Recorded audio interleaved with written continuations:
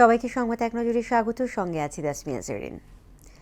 আগামী 10 March family card বিতরণ কার্যক্রম উদ্বোধন করবেন প্রধানমন্ত্রী তারেক রহমান। সচিবালয়ে প্রধানমন্ত্রীর সভাপতিত্বে ফ্যামিলি কার্ড সংক্রান্ত আন্তঃমন্ত্রণালয় সভা শেষে কথা জানান সমাজ কল্যাণ মন্ত্রী ডক্টর AZM জাহিদ হোসেন। তিনি বলেন, পাইলট প্রকল্পের আওতায় প্রথম ধাপে 14 উপজেলায় এই কার্ড দেওয়া হবে। 2,500 টাকা করে পাবে কার্ডধারী পরিবার। মেয়াদ অনুযায়ী ধাপে ধাপে সিটি কর্পোরেশন নির্বাচন অনুষ্ঠিত হবে বলে জানিয়েছেন LGRD মন্ত্রী মির্জা ফখরুল ইসলাম আলমগীর। ভবিষ্যতে দলীয় প্রতীকে সিটি নির্বাচন হবে কিনা তা সংসদে নির্ধারণ করা হবে বলেও জানান তিনি। ঢাকা সহ 6টি সিটি কর্পোরেশনের প্রশাসকরা স্থানীয় সরকার মন্ত্রণালয়ে আনুষ্ঠানিকভাবে যোগদানের পর এসব কথা বলেন মন্ত্রী। শেরপুর 3 আসনের নির্বাচন এবং বগুড়া 6 আসনের উপনির্বাচন আগামী 9 এপ্রিল অনুষ্ঠিত হবে বলে জানিয়েছেন ইসির সিনিয়র সচিব আখতার আহমেদ। দুপুরে আগারগাঁওয়ে নির্বাচন ভবনের কথা জানান তিনি। সচিব বলেন, আগের নিয়মেই সকাল 7:30 থেকে বিকেল 4:30 পর্যন্ত ভোট গ্রহণ চলবে। 2রা মার্চ মনোনয়নপত্র দাখিল আর 5 মার্চ হবে যাচাই বাছাই।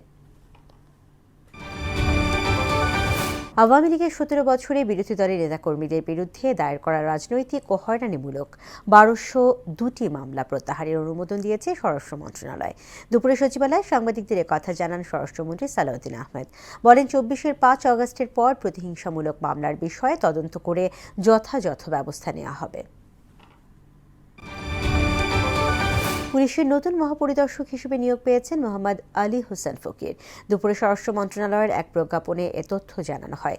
এর আগে তিনি অতিরিক্ত আইজিপি ও আর্মড পুলিশ ব্যাটালিয়নের প্রধান হিসেবে কর্মরত ছিলেন। তাকে পদোন্নতি দিয়ে নতুন পুলিশ মহাপরিদর্শক পদে নিয়োগ দিয়েছে সরকার। মোহাম্মদ আলী হোসেন ফকির BCS ক্যাডার 15তম ব্যাচের সদস্য। মেক্সিকোর কুখ্যাত মাদক সম্রাট এল মেনসোর মৃত্যুর খবরে দেশজুড়ে চরম অস্থিরতা ও ভয়াবহ সহিংসতা ছড়িয়ে পড়েছে। এখন পর্যন্ত সহিংসতায় অন্তত 73 জন নিহত হয়েছেন। পরিস্থিতি নিয়ন্ত্রণে পশ্চিমাঞ্চলে অতিরিক্ত সেনা মোতায়েন করা হয়েছে এবং জালিস্কো রাজ্যে জারি করা হয়েছে কোড রেড। নারী টি-20 বিশ্বকাপের সূচি প্রকাশ করল ICC। টুর্নামেন্টে এ গ্রুপে জায়গা পেয়েছে বাংলাদেশ। গ্রুপ পর্বে টাইগ্রেসের প্রতিপক্ষ অস্ট্রেলিয়া, ভারত, পাকিস্তান, দক্ষিণ আফ্রিকা ও নেদারল্যান্ডস। গত জানুয়ারিতে নেপালে অনুষ্ঠিত বিশ্বকাপ বাছাই পর্বে সবগুলো ম্যাচ জিতে মূল পর্বে জায়গা করে নেয় বাংলাদেশ। তবে এবারের লড়াই কঠিন হতে যাচ্ছে টাইগ্রেসদের জন্য। দর্শক, এই ছিল সংবাদ এক নজরে। সবশেষ খবর সবার আগে জানতে মোহনার সাথেই থাকুন। এতক্ষণ সঙ্গে থাকার জন্য ধন্যবাদ।